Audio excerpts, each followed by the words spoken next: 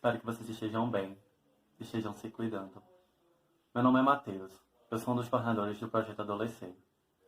E como vocês já sabem, estamos retornando às atividades nesse mês de agosto por meio remoto. Como primeiro tema, decidimos abordar a questão do coronavírus e a Covid-19. No Brasil, hoje, já se ultrapassam mais de 100 mil mortos. Imaginem uma cidade como Vitória de Santo Antão, inteiramente dizimada. É nessa circunstância que a universidade deve assumir o papel de educar e conscientizar a população. Nesse sentido, convidamos a professora Ana Lisa, especialista em virologia, para responder algumas dúvidas frequentes a respeito da doença.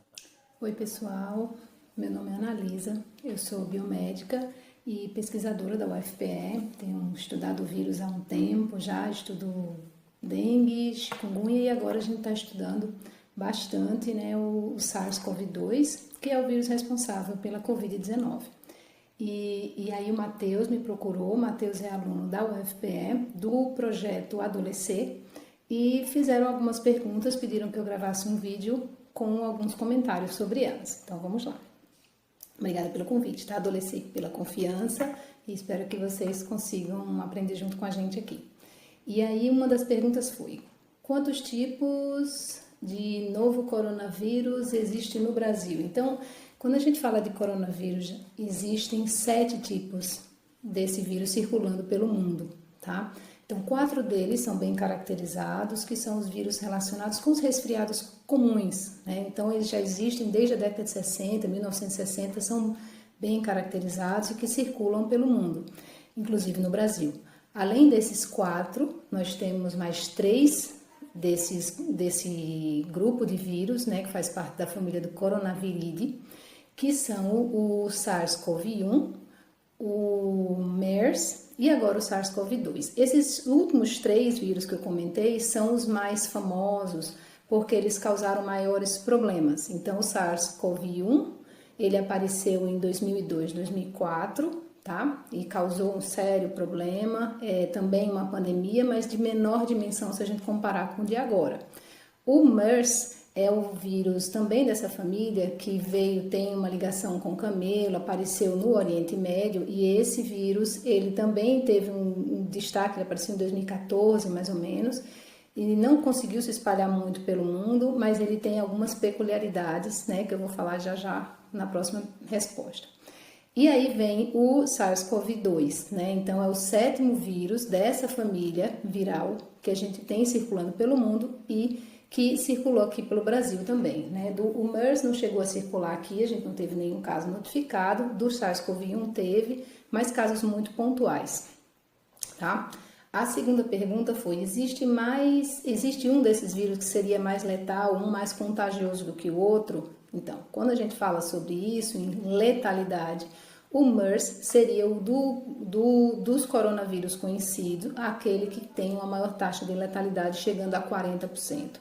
Então, é um vírus que realmente ele causou um problema muito grande. Então, era uma pneumonia muito severa e que levava a óbito 40% das pessoas que tinham contato com esse vírus e desenvolvia a doença. Então, quando a gente fala isso, já cria aquele espanto, né? Então, o que é que está acontecendo com o Covid-19? Com o Covid-19, esses dados ainda estão se organizando. A gente ainda não tem essa informação propriamente dita, né? Ela está variando aí a mortalidade em 2%, 7%, a depender da faixa etária, a depender do país, da população. Então, para a gente ter dados mais precisos, a gente precisa saber quantas pessoas tiveram contato com o vírus e quantas desenvolveram a doença que levou a óbito devido a essa doença.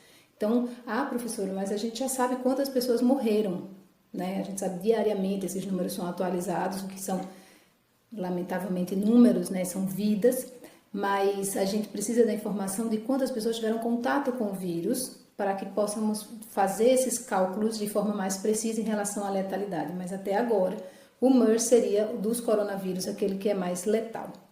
Em relação a ser contagioso, é importante esclarecer esse conceito, né, de contagioso. Então, seria essa capacidade de passar de um indivíduo para outro. Então, em relação aos coronavírus, de uma forma geral, eles têm essa característica de serem vírus infecto-contagiosos, então eles passam de indivíduo para indivíduo, né? E esse SARS-CoV-2 parece que tem uma taxa de ser dos vírus que estão circulando com uma taxa de infecção bem considerável, né? Mas não a maior do mundo, existem outros vírus bem caracterizados que apresentam essa taxa de contágio muito maior, como o sarampo, por exemplo. A próxima pergunta foi: depois de 14 dias, o vírus é eliminado do corpo? Excelente pergunta. E aí tem várias coisas que a gente precisa esclarecer. Então, antes do SARS-CoV-2 chegar, a gente tinha uma teoria que está sendo colocada à prova a cada minuto, porque o que a gente sabe dos vírus é que eles circulam pelo corpo não por muito tempo. A resposta imunológica ela vai dar conta, ou seja, a defesa do corpo ela vai dar conta dessa infecção. E aí a pessoa pode até ter algum sintoma, mas não vai ter mais vírus circulando, né? Por isso que a gente tem ouvido tanto falar, se a pessoa deu positivo para o vírus, ficar 14 dias isolado. Fica dentro de casa, distanciamento social, protege os mais vulneráveis, porque assim você está diminuindo o risco de infecção. Isso é o que a gente sabe, isso era o que a gente acreditava. Com essa doença, com o comportamento desse vírus espalhando pelo mundo, um número enorme de pessoas que estão infectadas no mundo atualmente, então a gente tem mais dados. Então, já tem sido observada a presença desse vírus com predominância em 40 dias. Quer dizer, professora, que em 40 dias eu ainda estou, se eu tiver o vírus, ainda estou podendo infectar alguém? Essa pergunta ainda não tem uma resposta. Então, o que a gente já tem caracterizado é que você pode até ainda ter vírus, mas será que você ainda é infeccioso? Ou seja, você tem o vírus, mas você ainda tem capacidade de infectar alguém? Isso a gente ainda está construindo essas informações. Então, o ideal é que fossem testadas todas as pessoas, dado o diagnóstico, passou os 14 dias retestado no molecular, e aí a gente fazer outros testes para ter essa confirmação.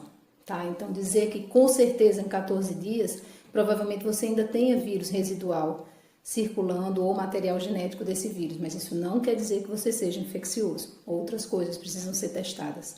Tá? A próxima pergunta seria: quais são as sequelas mais frequentes causadas pela doença?